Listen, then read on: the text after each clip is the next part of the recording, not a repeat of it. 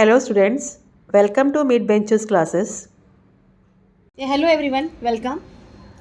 So today we are going to take a importance of science 1. तो आज हम lesson number 1 to 5 का importance लेंगे.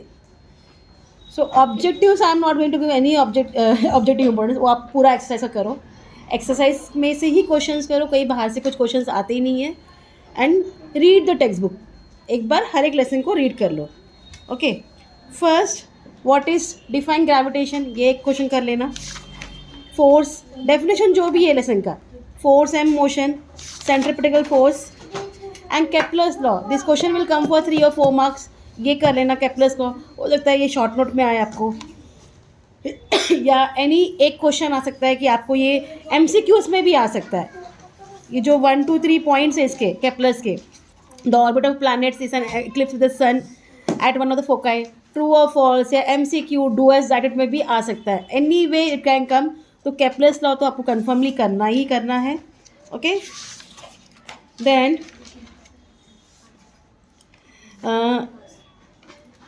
Force directly varied to mass 1 into mass 2 upon distance. ये भी एक फॉर्मूला लर्न कर लेना. ये बाय एनी चांस आपको करेक्ट द डायग्राम में आ सकता है कि डायग्राम आपको दिया इसमें क्या मिस्टेक है, या तो आपको उसको लेबलिंग करने को ही आ सकता है. ये एक I don't know which year but एक क्वेश्चन आया है पेपर में पहले. ठीक है. सो न्यूमरिकल्स में तो आप सभी प्रैक्टिस कर लो. It will come for 2 or 3 marks पूरे पेपर में. ठीक है. Come to your exercise now.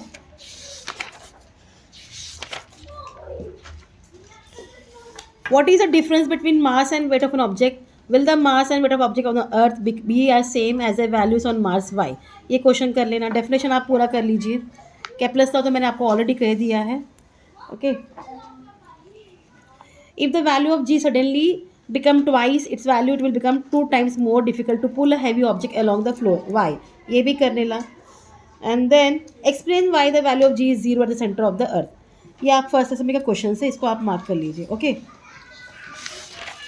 Then come to lesson number 2, periodic classification of elements.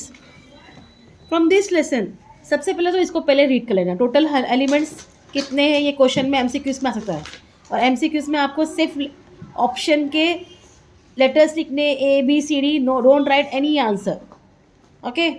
Don't write any answer और फिल इन दी ब्लैंक्स भी नहीं लिखना है आपको. सिर्फ ऑप्शन जैसे मैथ्स में लिखते थे वैसे ही लिखना है. हिस्ट्री ज्योग्राफी में आपको पूरा सेंटेंस के साथ आंसर लिखना पड़ेगा. ये डिफरेंस होता है इस पेपर में. सो डॉपरेटर ट्रेड्स हो सकता है ये सम्स में आ जाए, आपको क्वेश्चन में आ जाए. एनी आपको दिया जाएगा 2, आपको प्लस करने के उसको 2 से डिवाइड करना है और बताना है. ठीक है. शॉर्ट नोट्स में ये आने के चांसेस है. Newlands law of octaves and Dobereiner triads. Then Mendeleev periodic table में से मेरिट्स एंड डीमेरिट्स पूरा कर लेना. After that structure of modern periodic table. Come do this. Anyhow ये करना ही करना है आपको.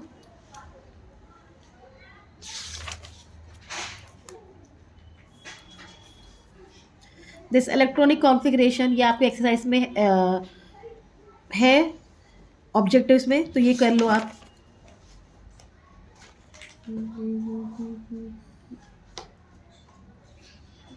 What is valency? वैलेंसी का डेफिनेशन प्लीज़ मार्क इट. ये वैलेंसी का डेफिनेशन भी आने के चांसेस होते हैं. ये आके गया है. मैं बहुत इजी है. Okay. The valency of an element is determined by the number of electrons present in the outermost shell of the atom. Okay. ये याद रखना. सिंपल चीज़ें हैं.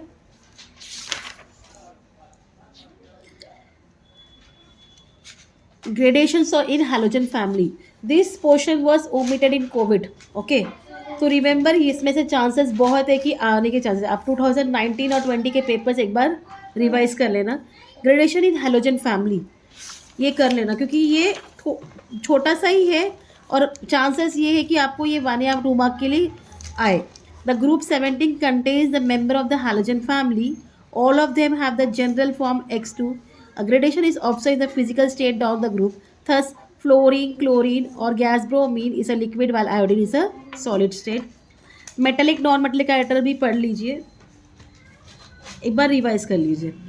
क्योंकि आपको पता है वो जिगजैग लाइन का क्वेश्चन आपको टेक्स्ट बुक एक्सरसाइज में भी आई थिंक है।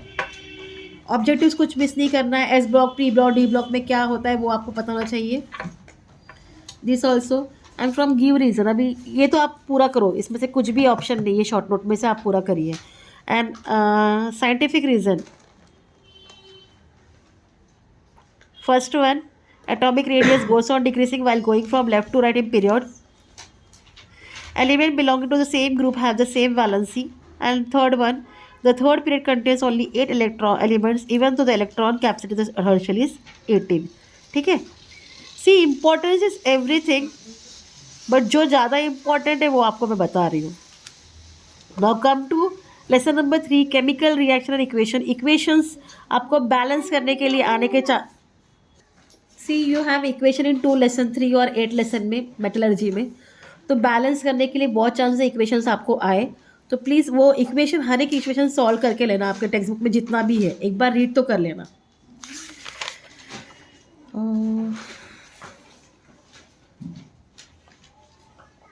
डायग्राम एक बार रिवाइज कर लीजिए। The reaction of sodium chloride with silver nitrate,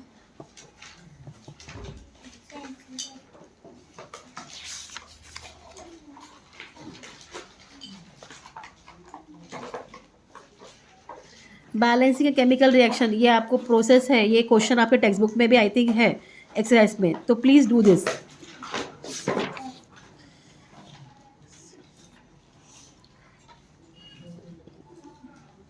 definition सब कर लो इसमें से, decomposition, displacement, combination, every definition, हाँ, एंडोथर्मिक, एक्सोथर्मिक, डिस्टिंग्विश कर लो, बेस्ट है एंडोथर्मिक एंड एक्सोथर्मिक का। आपको 2 आंसर्स, 2 शॉर्ट नोट्स, डेफिनेशन सब एक साथ बाहर हो जाएगा, fine.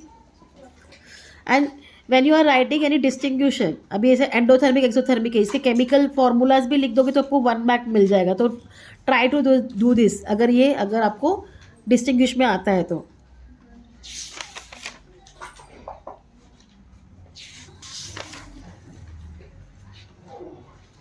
What is the reductant in this reaction and which reactants don't know? Corrosion. What is corrosion? And rancidity.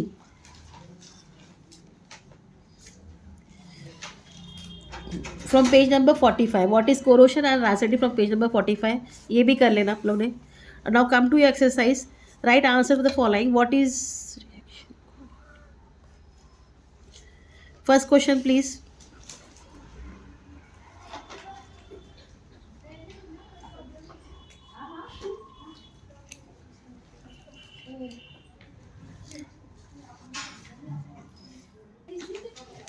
So explain the term reactant and product giving example.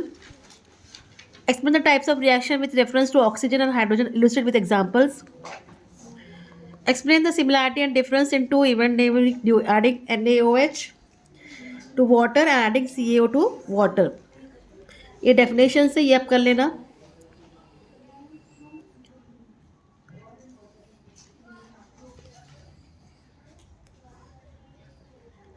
When the gas, first give reason.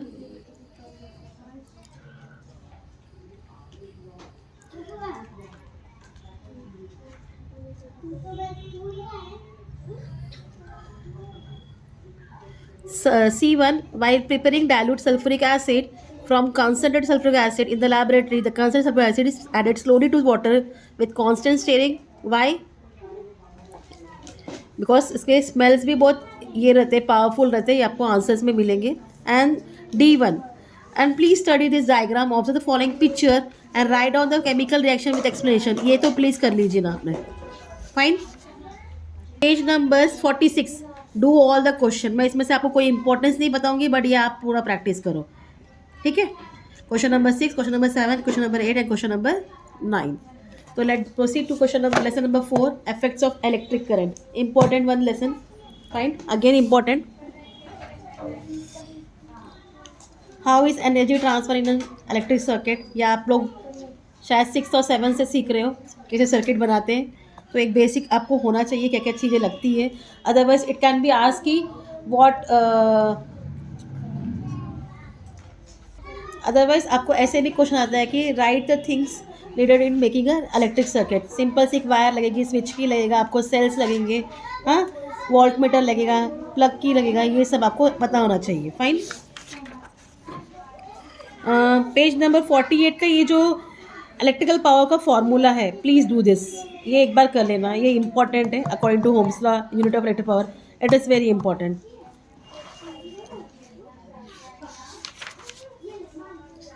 इसके भी sums आपने पूरा करना है। Mostly gravitation का और इस lesson का सम आने के चांसेस ज़्यादा रहते हैं। Right hand thumb rule, magnetic field produce around the conductor, important question. Right hand thumb rule, then again this is different thing, magnetic field produce by current through a loop. Loop से जब current होता है ये अलग है, और ये copper wire का अलग है, ठीक है। Then come to Fleming's left hand rule, ये इंपॉर्टेंट है। इलेक्ट्रिक मोटर कर लेना है। इलेक्ट्रिक मोटर का क्वेश्चन या तो आपको ऑप्शन के साथ आ सकता है, अदरवाइज शॉर्ट नोट या 4 मार्क के क्वेश्चन में आने के चांसेस होते हैं इसके, एनी वन वाले में। Galvanometer, again this portion was omitted in Covid, तो प्लीज़ ये कर लो। आई कांट टेल यू कि आएगा नहीं आएगा, बट ये 2-3 साल आया नहीं था, तो चांसेस है आने के। Then Faraday's laws of induction both, okay, Fleming's right hand rule, Faraday's law of induction, यहाँ आ जाना। AC एंड DC, सबसे बेस्ट इसका डिस्टिंग्विश करो, आपके 2 answer, 2 short notes, brief answer सब एक साथ हो जाएंगे। AC एंड DC का, alternating current and direct current, okay. Objective सब करना है। डेफिनेशन आपको देखो यहाँ ऑलरेडी दिया है, explain the difference of AC generator and DC generator, यही करो। 4 पॉइंट्स, 4 मार्क्स, 2 मार्क्स किधर नहीं गए आपके, ठीक है। Question number 5, give scientific reason tungsten metal is use to make a solenoid type of oil and electric bulb, important. For electric power transmission copper और aluminium wire is used. In practice the unit kilometre watts is use for the measurement of, नहीं ये मत, ठीक है। Question number 9, question number 10, name the following diagrams and explain the concept behind them, बता दो इसको क्या है, ठीक है। Solve the following, do. Let's come to lesson number 5, heat. तो लैटेंट हीट मार्क कर लीजिए, what is define latent heat, specific latent heat of a fusion, vaporisation, any one can come. और ये आपको एक्सरसाइज में ये डायग्राम ऑलरेडी दिया है, तो मेक इट इम्पॉर्टेंट, इसको आप प्रैक्टिस करो। Temperature of time graph, okay. Now hopes apparatus, please एक बार उसका शॉर्ट नोट्स पढ़ लेना। एनॉमलेस बिहेवियर ऑफ वाटर, इंपॉर्टेंट है, आपके क्वेश्चन में भी है, एक्सरसाइज में।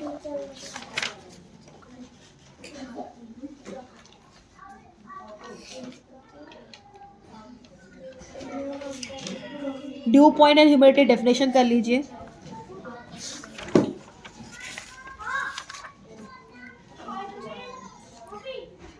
What is heat exchange? Okay. Now come to your exercise.